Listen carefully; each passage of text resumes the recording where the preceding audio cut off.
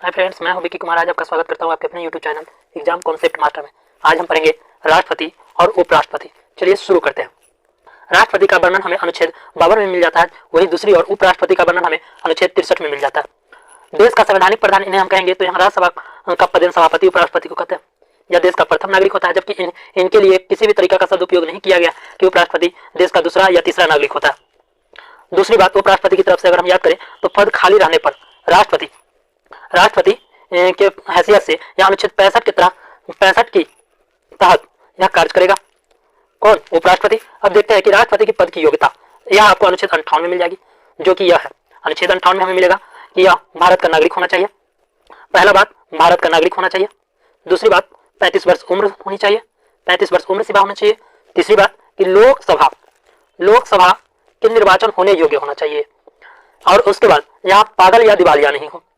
वही अगर उपराष्ट्रपति की बात की जाए तो उपराष्ट्रपति की योग्यता जो है क्या होगी? उपराष्ट्रपति की योग्यता अगर कही जाए तो वह भारत का नागरिक हो, वह भी भारत का नागरिक होना चाहिए, 35 वर्ष की आयु पूरा कर चुका हो, राज्यसभा का सदस्य निर्वाचित होने योग्य हो। ठीक। उसके बाद निर्वाचन के समय किसी प्रकार के लाभ के पद पर नहीं हो, वह संसद के किसी भी सदन या राज्य के विधानमंडल के किसी सदन का सदस्य नहीं हो सकता है। और यदि ऐसा व्यक्ति उपराष्ट्रपति के निर्वाचित हो रहा है तो यह समझा जाएगा कि उसने उस सदन का अपना स्थान अपने पद ग्रहण के तारीख से रिक्त कर दिया। तो यह हम देखें राष्ट्रपति और उपराष्ट्रपति की योग्यता। अब निर्वाचन मंडल की बात की जाए तो निर्वाचन मंडल जो है, जहां तक कि निर्वाचन मंडल की बात की जाए तो निर्वाचन मंडल आपका राष्ट्रपति के लिए अनुच्छेद 54 और उपराष्ट्रपति के लिए अनुच्छेद 66। अनुच्छेद 54 में क्या मिलता है हमें? तो हम देखते हैं कि अनुच्छेद 54 में हमें मिलता है कि इसमें राज्यसभा, लोकसभा और राज्यों के विधानसभाओं के निर्वाचित सदस्य रहते हैं। नवीनतम व्यवस्था के अनुसार पुदुचेरी विधानसभा तथा दिल्ली की विधानसभा के निर्वाचित सदस्य को भी सम्मिलित किया गया।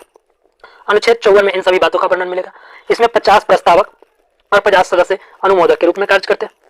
उसके बाद अगर कोई भी व्यक्ति चाहता है कि हम एक बार से अधिक, तो यहाँ भारत में जो है एक बार से अधिक बार राष्ट्रपति बन सकता है, उसके बाद राष्ट्रपति का निर्वाचन समानुपातिक प्रतिनिधित्व प्रणाली और एकल संक्रमणीय मत पद्धति के द्वारा होता है। यह आपको मिलेगा अनुच्छेद 55 में। इसका वर्णन जो है आपको अनुच्छेद 55 में आपको मिल जाएगा। उसके बाद राष्ट्रपति के निर्वाचन के संबंधित विवादों का निपटारा कौन करेगा? तो उच्चतम न्यायालय के मुख्य न्यायाधीश होंगे, उच्चतम न्यायालय करेगा। निर्वाचन अगर मान लीजिए कि निर्वाचन अवैध घोषित कर दिया जाए तो उसके द्वारा कार्य किया हुआ जो होगा वह अवैध नहीं माना जाएगा। ठीक। उसके बाद और यह जो है एक बात और कि अनुच्छेद 56 में हमें मिल जाता है कि अनुच्छेद 56 में आप पढ़िएगा कि अनुच्छेद 56 में आप जब 5 साल के बाद राष्ट्रपति का पद जो है रिक्त करने की बारी आती है तो वह तब तक के पद को रिक्त नहीं करता है जब तक कि कोई दूसरा उसका उत्तराधिकारी नहीं आता है। आपका यह अनुच्छेद 56 में मिल जाएगा। उसके बाद पद धारण करने से पूर्व राष्ट्रपति को एक निर्धारित प्रपत्र पर भारत के मुख्य न्यायाधीश अथवा उनकी अनुपस्थिति में उच्चतम न्यायालय के वरिष्ठतम न्यायाधीश के सम्मुख शपथ लेनी पड़ती है। अब यही अनुच्छेद 66 की बात की जाए जिसमें आपका उपराष्ट्रपति के निर्वाचन मंडल की बात है, तो उपराष्ट्रपति का निर्वाचन मंडल जो है यह संसद के दोनों सदनों के सदस्यों से मिलाकर बनने वाले निर्वाचक गण के सदस्यों द्वारा अनुपातिक प्रतिनिधित्व पद्धति के अनुसार एकल संक्रमणीय मत द्वारा होता है। और ऐसा निर्वाचन में मतदान गुप्त होता है। इनके निर्वाचन में कैसा होगा? मतदान गुप्त मतदान होगा। उसके बाद एक बात और नोट करके हम लिख सकते हैं कि संसद के दोनों सदनों से बनने वाले निर्वाचक गण में निर्वाचित एवं मनोनीत दोनों सदस्य शामिल होते हैं। उपराष्ट्रपति को अपना पद ग्रहण करने से पूर्व राष्ट्रपति अथवा उसके द्वारा नियुक्त किसी भी व्यक्ति के समक्ष क्या लेना होता है? शपथ लेना होता है। शपथ किसके पास लेगा? उपराष्ट्रपति लेगा, ये आपका राष्ट्रपति के पास।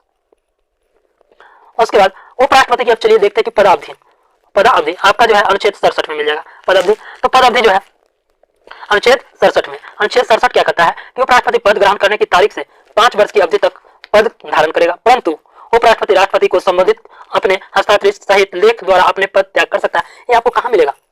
67 के क में आपको मिलेगा कि उपराष्ट्रपति जो है अपना त्याग पत्र देगा। तो आपका यह जो है अनुच्छेद 67 के क में आपको मिल जाता है। उसके बाद अगर कही जाए तो उपराष्ट्रपति राज्यसभा के ऐसे संकल्प द्वारा अपने पद से हटाया जा सकेगा जिसे राज्यसभा के तत्कालीन व समस्त सदस्यों के बहुमत ने पारित किया और जिसमें लोकसभा सहमत है, किंतु इस खंड के प्रयोजन के लिए कोई संकल्प तब तक प्रस्तावित नहीं किया जाएगा जब तक कि उस संकल्प को प्रस्तावित करने के आशेष की कम से कम 14 दिन की सूची न दी गई हो। अनुच्छेद 67 के ख में मिलेगा। अब अनुच्छेद 67 के ख में हम क्या कर सकते हैं कि कभी भी उपराष्ट्रपति को जब हटना होगा तो यह 14 दिन से पहले सूचना देना होगा। इन्हें कितना दिन से पहले? 14 दिन से पहले सूचना देना होगा। आगे की बात कही जाए तो उपराष्ट्रपति अपने पद की अवधि समाप्त हो जाने पर भी तब तक पद धारण करता रहेगा जब तक उसका उत्तराधिकारी अपना पद ग्रहण नहीं कर लेता। अब इस बात को हम 67 की गौ में रख सकते हैं, 67 की गौ में। अब 67 की क के क्या बात किए थे हम लोग, 3 अनुच्छेद पढ़े, 3 अनुच्छेद पढ़े हम लोग। 3 अनुच्छेद में एक था 67 का क, 67 का ख और 67 का ग। 67 का गौ में क्या था, तो 67 के गौ में हम लोग देखे कि उत्तराधिकारी जब तक के नहीं आएगा तब तक के उपराष्ट्रपति पुराना वाला ही कार्य करेगा। उसके बाद ख में हम लोग देखे कि 14 दिन पूर्व सूचना देनी होगी, और क में देखे कि आप त्याग पत्र दे सकते हैं। क में त्याग पत्र, ख में 14 दिन पूर्व, और ग में आप कह सकते हैं कि उत्तराधिकारी जब तक के नहीं आएगा तब तक के आप काम कीजिएगा। यहीं पर अगर बात की जाए कि राष्ट्रपति की बात, तो राष्ट्रपति अपना त्याग पत्र जो देगा अनुच्छेद 56 के 2 के तहत, और 56 के 2 में 2 कंडीशन लागू होती है जो देखते हैं हम लोग। 56 के 2 में एक ही कंडीशन जिसमें हम लोग देखते हैं कि उपराष्ट्रपति को संबोधित 56 के 2 में हम लोग देखते हैं कि उपराष्ट्रपति जो है अपना त्याग पत्र देगा, और त्याग पत्र देने के बाद यह किसे देगा, तो उपराष्ट्रपति को देगा। राष्ट्रपति जो है अपना त्याग पत्र किसको देगा, उपराष्ट्रपति को देगा, उपराष्ट्रपति को देगा। और उपराष्ट्रपति को देगा तो उपराष्ट्रपति जो है यह लेके जाएगा लोकसभा अध्यक्ष के पास। किसके पास लेके जाएगा, लोकसभा अध्यक्ष के पास। दूसरी अगर बात करें तो दूसरा तरीका है इनको हटाने का, तो अनुच्छेद 61। अनुच्छेद 61 में आपको महाभियोग की प्रक्रिया में जानते ही है, महाभियोग की प्रक्रिया के लिए केवल एक ही आधार है जो अनुच्छेद 61 के 1 में उल्लेख है, और वह संविधान का अतिक्रमण भी है। अब देखते हैं राष्ट्रपति पर महाभियोग भी हो गया अनुच्छेद 61। उसके बाद अन्य आकस्मिकता में राष्ट्रपति के कृत्यों का निर्वहन अनुच्छेद 70, इसको अंत में देखेंगे। राष्ट्रपति के वेतन एवं भत्ते देखते हैं, राष्ट्रपति के वेतन एवं भत्ते। अब राष्ट्रपति का मासिक वेतन अगर बात की जाए तो कितना है, 5 लाख, 5 लाख राष्ट्रपति का मासिक वेतन। इसके अलावा उन्हें आजीवन फ्री मेडिकल, आवास और इलाज की सुविधा समेत अन्य भत्ते मिलते हैं। राष्ट्रपति का वेतन आयकर से मुक्त होता है। भारत के राष्ट्रपति और उनकी पत्नी दुनिया भर में कहीं भी मुफ्त में यात्रा कर सकते हैं। राष्ट्रपति के पास 5 लोगों का सेक्रेटरियल स्टाफ भी होता है। अब बात की जाए तो राष्ट्रपति के कार्यकाल के दौरान उनके वेतन और भत्ते में किसी प्रकार की कमी नहीं की जाती है, कोई भी प्रकार की कमी नहीं की जाएगी। और उसके बाद राष्ट्रपति के अवकाश के ग्रहण के बाद 1.5 लाख मिलेगा। अवकाश के बाद जो है उन्हें कितना मिलता है, 1.5 लाख रुपया प्रति माह मिलेगा। और साथ ही स्टाफ पर खर्च करने के लिए 60,000, 1.5 लाख मिला सो मिला, और 60,000 रुपया और मिलेगा। ठीक है, तो ये रहा आपका वेतन और भत्ते। अब राष्ट्रपति के अधिकार की बात की जाए, अधिकार एवं कर्तव्य की बात की जाए, तो इनका पहला तो एक याद रख सकते हैं, एक याद रखें कि नियुक्ति संबंधी अधिकार या किन की नियुक्ति कर सकते हैं। तो एक में याद रखें आप कि ये प्रधानमंत्री की नियुक्ति करेंगे, और प्रधानमंत्री की सलाह पर मंत्रिपरिषद के अन्य सदस्यों को भी नियुक्ति करेंगे। एक में प्रधानमंत्री और प्रधानमंत्री के बाद मंत्रिपरिषद। उसके बाद तीसरा सर्वोच्च एवं उच्च न्यायालय के मुख्य न्यायाधीशों को नियुक्ति करेंगे, सर्वोच्च एवं उच्च न्यायालय के मुख्य न्यायाधीश को नियुक्ति करेंगे। अगली बात की जाए तो यह भारत के नियंत्रक एवं महालेखा परीक्षक, राज्यपाल, मुख्य चुनाव आयुक्त, भारत के मुख्य चुनाव आयुक्त। उसके बाद अगर बात की जाए मुख्य चुनाव आयुक्त, भारत के महान्यायवादी।